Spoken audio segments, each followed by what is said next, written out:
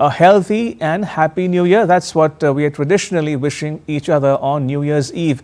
But how healthy will the New Year really be? How healthy was the last one? In Germany, for instance, public insurance companies have tallied up their numbers and checked how well the workforce is doing. Lars Holter is with Deutsche Welle and joins me from Berlin. Lars, how healthy were Germans in 2024?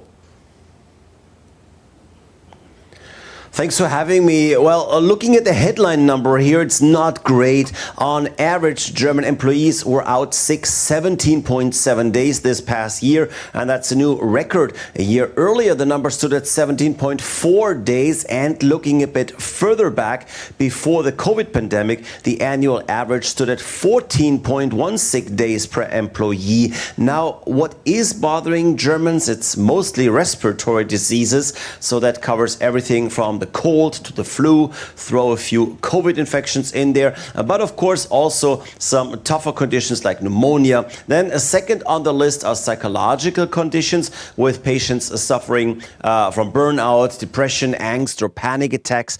And then third on the list are musculoskeletal issues, and those include pretty much all injuries or pain in joints, ligaments, muscles, nerves and tendons, starting from the spine down to, let's say, carpal tunnel syndrome in your wrist. Why is the number of sick days going up though? Why are Germans getting sick more often?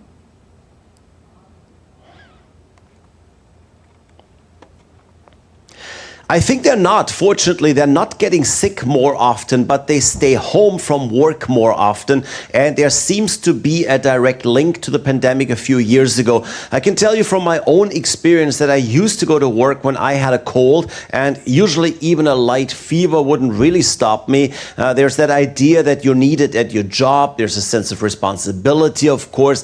But the pandemic has really changed that. Nowadays, people feel more of a responsibility to stay home and protect their co-workers when they are sick. Obviously, with the experience we had during COVID, with a highly infectious disease spreading fast, we learned that the best way to avoid more damage is to keep others safe and maybe just really stay in bed and get better to be back at work soon then. Now, that would explain why especially the number of respiratory cases is up.